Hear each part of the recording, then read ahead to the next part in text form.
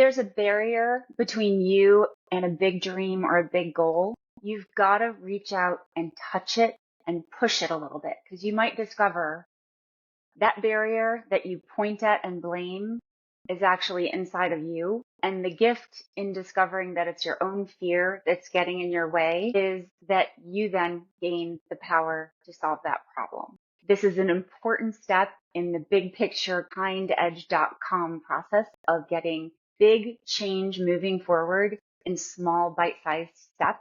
A big foundational element is decoding your fear, because when we point at an outside situation or party, we often can push a little harder past our uncomfortable edge, past the beliefs that we don't want to just face. And you find that it's actually your fear, your assumption that's holding you back from really taking action on your dream or a different type of life, different career, big goal that you want to achieve, because you just think something isn't possible. But when you think something isn't possible, it's usually a fear within you, because most things are possible in some way. And so let's just give an example that you want to start a new business and you go to a bank with what skills you have now, what money you have now, what time you have now, which might be very little because you're just getting started in something completely new to you. And it's possible the bank might deny a business loan to you because of all those factors, because you are at the beginning. You are just stepping out into a venture that is very hard because you haven't done it before. If you sit down with so you might then go for the next few years saying, well, I tried to start a business, but I got denied. I couldn't do it. There's no way to move forward because I got denied. When in fact, if you really decode that, underlying the denial that you can point at, which is the bank's initial decision, you can see that underneath your acceptance of that finger pointing blame, you are you're discarding, or you're trying to discount the fact that it's actually your fear of taking the other steps to get the funding you need to start your business.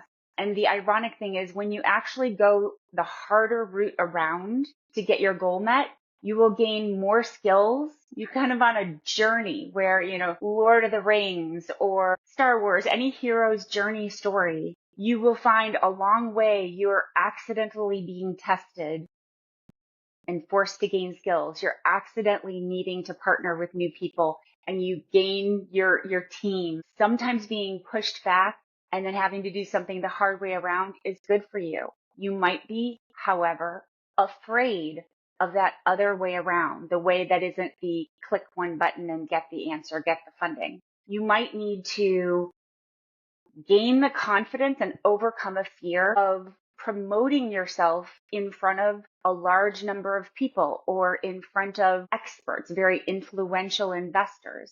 You might be afraid of pitching in an incubator proposal meeting or a startup support group meeting. You might envision yourself doing that very gritty thing, and you might have a fear. You might say, I'd rather just go to a bank where it's filling out a form, meeting with a banker, and there's a process that's known. If you're afraid of the messy process the other way, you might be missing out on the ability to build new business relationships and partner with people who actually work with small startups like yours.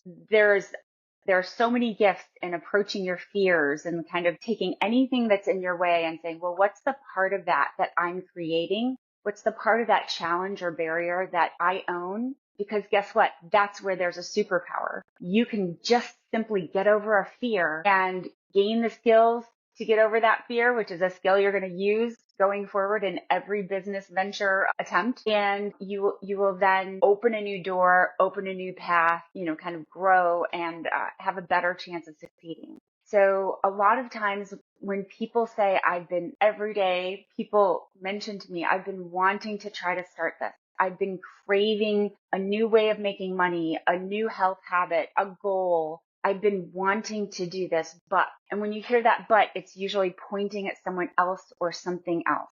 When in fact, a lot of those but ... scenarios begin with something we believe inside of us or something we're afraid of inside of us.